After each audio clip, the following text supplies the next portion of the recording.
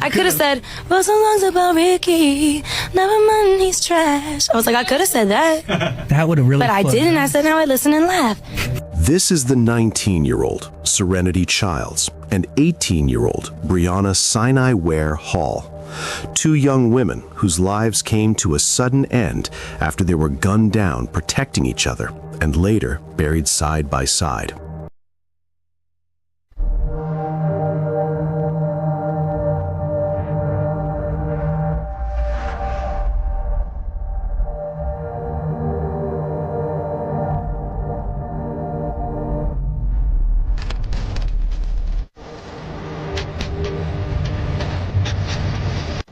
On the evening of July 13, 2023, police were called to the 2400 block of Washington Street, behind 2421 Washington Street, Waukegan, Illinois, after reports of gunfire. When officers arrived, they found Serenity and Brianna inside a parked vehicle, both suffering from multiple gunshot wounds. They were pronounced dead at the scene.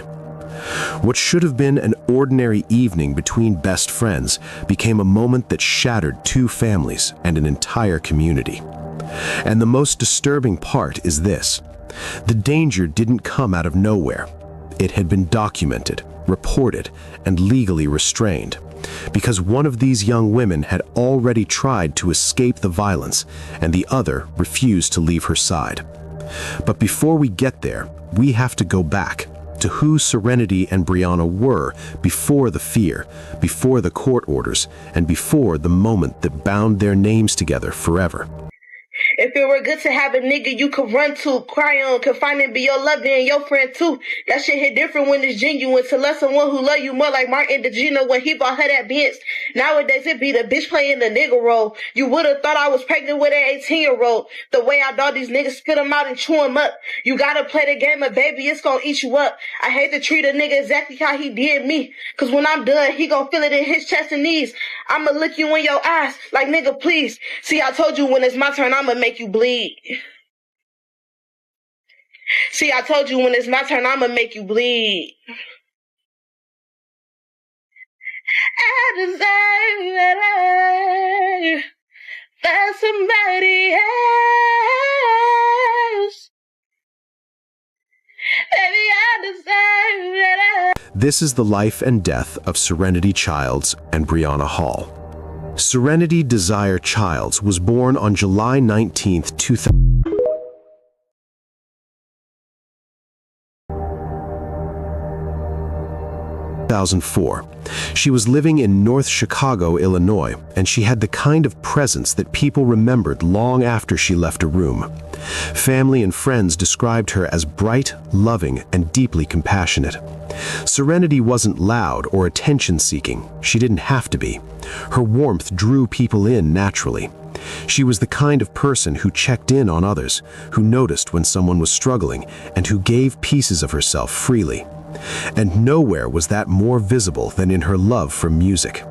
Serenity was a certified nursing assistant, but she also had a passion for singing, rapping, and dancing. Music wasn't just a hobby, it was her outlet, her dream, and her vision for the future. She talked openly about wanting to become a successful artist one day, imagining a life where her voice and creativity could carry her somewhere beyond what she knew. To those closest to her, that dream didn't seem unrealistic at all. Serenity had the discipline, the heart, and the drive to chase it. But there was another side to her that mattered just as much. Serenity loved to help people. She was involved in community projects and was known for being loyal, caring, and emotionally present. Friends said she was the one who stayed when things got hard, the one who listened, the one who didn't give up on people easily. And while those qualities made her deeply loved, they would later place her in a position that was far more dangerous than she ever realized. Because Serenity was not walking through life alone.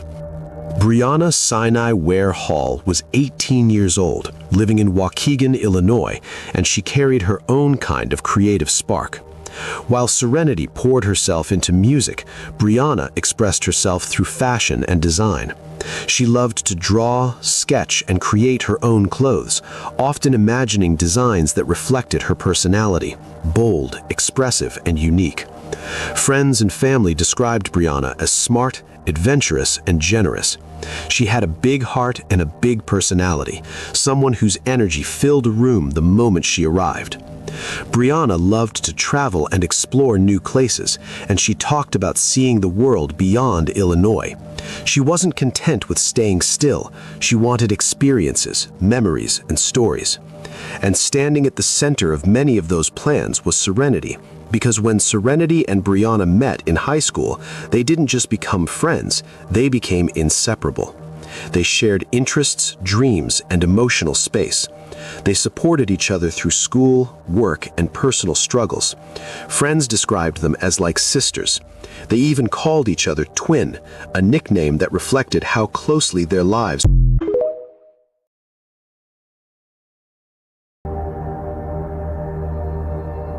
were intertwined. But that closeness wasn't just about fun or shared hobbies, it was also about protection. Because while Brianna was building dreams of fashion and travel, Serenity was quietly trying to rebuild her life after something that had already left scars. All this time, Serenity had been in a relationship with Jonathan Stinnett, an 18-year-old from Winthrop Harbor, Illinois. And at first, it may seem like a usual relationship among teenagers. But behind what seemed like a teenage dream relationship is a secret that Serenity had been suffering from. Their relationship was troubled and abusive, and it was not a light and one-time thing that Jonathan physically and emotionally abused Serenity. Jonathan had a documented history of domestic violence involving Serenity and had been arrested multiple times for assaulting her. Over time, the situation escalated beyond what Serenity could manage on her own, eventually requiring outside intervention. That intervention came through the court system. Jonathan Stinnett was served with a restraining order, legally prohibiting him from contacting Serenity or coming anywhere near her. On paper, the order was meant to provide protection and establish clear boundaries. In reality, it only worked if the person it targeted chose to follow it. Jonathan did not. This marked a turning point in Serenity's life. While she tried to move forward, the danger she had hoped to leave behind did not disappear. It did not fade with distance or accept the limits imposed by the court. Instead, it lingered in the background, restrained by paperwork but not by intent. And Brianna was aware of that reality. As Serenity's closest friend, Brianna was more than just someone she spent time with. She was her support system during moments of fear and uncertainty, the person Serenity trusted when the weight of everything felt overwhelming. She stood beside her as Serenity tried to live beyond control and intimidation, offering reassurance, companionship, and a sense of safety that Serenity struggled to find on her own. In situations like this, proximity mattered, and Brianna was always close. Despite what she had endured, Serenity worked hard to reclaim a sense of normalcy. She continued going to work, spending time with friends, laughing, making plans, and leaning on the people who made her feel grounded. Brianna was central to those moments, providing a sense of peace that Serenity desperately needed. For brief stretches, life felt manageable again. But peace can be fragile when someone refuses to let go. As summer 2023 progressed, the tension that had once been contained began to feel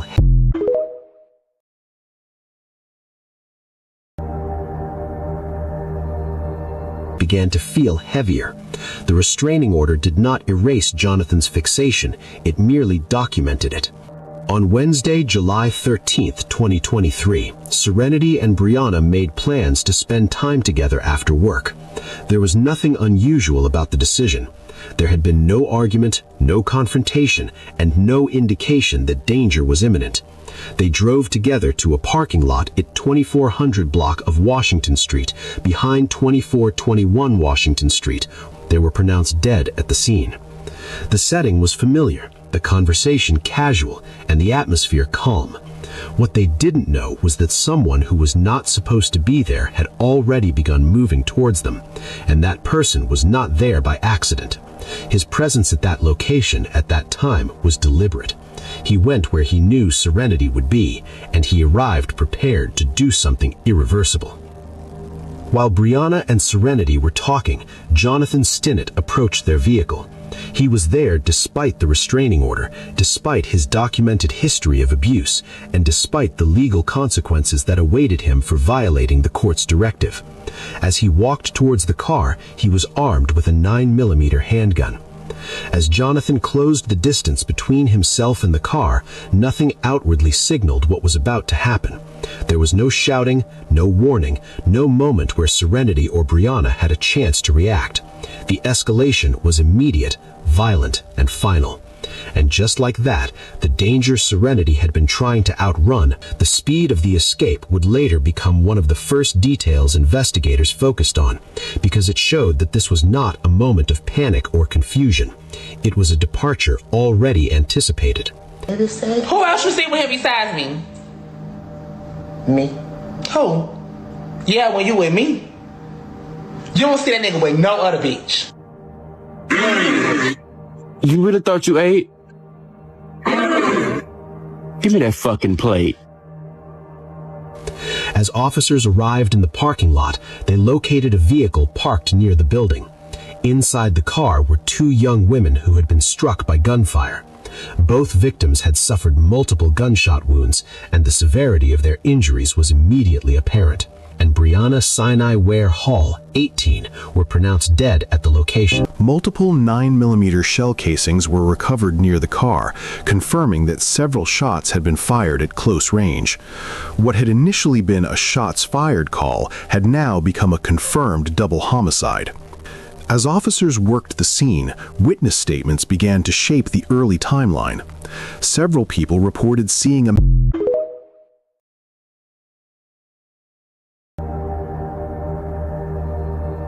man approached the vehicle moments before the shots rang out. Others described seeing a car flee the area immediately afterward. Those details, combined with surveillance footage from the area, would soon narrow investigators' focus. It did not take long for detectives to connect the scene to Jonathan Stinnett. In the rear parking lot, they located a vehicle parked near the building. Inside the car were two young women who had been struck by gunfire. Both had suffered multiple gunshot wounds, and the severity of their injuries was evident. Officers immediately requested medical assistance, and the Waukegan Fire Department was dispatched to the scene. Despite emergency efforts, Serenity Childs, 19, and Brianna Sinai Ware Hall, 18, were pronounced deceased at the location. What had begun as a routine response to reports of gunfire had now become a confirmed double homicide. The parking lot was secured, and investigators began processing the scene. Evidence technicians documented the vehicle, the surrounding area, and the trajectory of the shots. Multiple 9mm shell casings were recovered near the car, confirming that several rounds had been fired. The scene told a clear story. The shots were deliberate, targeted, and fired at close range. As officers canvassed the area, witness statements began to shape the early timeline. Several people reported seeing a man approach the vehicle moments before the shots rang out. Others described seeing a car speeding away from the area immediately after the gunfire. Surveillance footage from nearby locations helped corroborate those accounts. It did not take long for investigators to identify a suspect. Jonathan Stinnett's name surfaced quickly, not only because he had been seen near the scene, but because of his documented history with Serenity. Detectives confirmed that Stinnett had an active restraining order prohibiting him from contacting her or coming anywhere near her. His prior arrests for domestic violence against Serenity were already on record. Taken together, those facts narrowed the focus of the investigation almost immediately.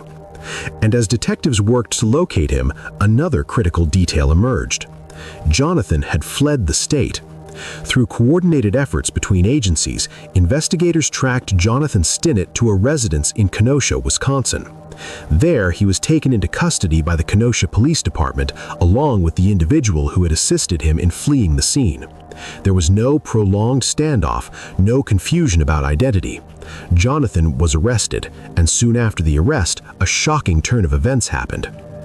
Jonathan would confess to the shooting, a statement that would become a central piece of evidence in the case against him. Prosecutors emphasized the severity of the crime. 2 victims killed in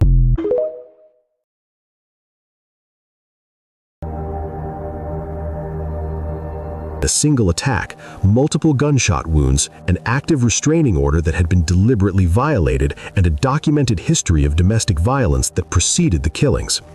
The charges reflected not only what happened in that parking lot on July 13th, but everything that had led up to it. But as the case progressed through the legal system, the courtroom could only address part of what had happened, because outside of legal filings and charges, two families were left grappling with an absence that no sentence could ever fill. Serenity's mother spoke publicly in the weeks that followed, describing her daughter as her angel and her source of strength. She reminded the public that Serenity had done what she was told to do. She reported the abuse, sought help, and obtained a restraining order. Yet despite those steps, she was not kept safe. Brianna's family carried a different kind of grief. Brianna was not the target of the abuse. She was not involved in the legal conflict. She was there simply because she refused to leave her best friend alone. Her father described her as her princess, a young woman with a big heart and a vibrant spirit. She lost her life for standing beside someone she loved. The community of Waukegan responded with candlelight vigils and public calls for change. Advocacy groups pointed to the warning signs that had been present long before the shooting: a documented history of violence, an active restraining order, and a known risk that was uncontained. Not long after the incident, Serenity and Brianna were laid to rest together in a joint funeral. Buried side by side in matching outfits they had designed themselves, the two best friends were honored the same way they lived, together. That image became one of the most haunting reminders of the case. They were not victims of random violence. They were killed during an ordinary moment in a place that should have been safe. Serenity Childs and Brianna Sanai Ware Hall were more than a headline. They were young women with dreams, creativity, and futures that should have stretched far beyond that day. Their story stands as a reminder of the real cost when warning signs are ignored and protection fails. Their deaths were senseless, their lives mattered, and their bond did not end in that parking lot. It lives on in the people who remember them and in the questions their story continues to raise.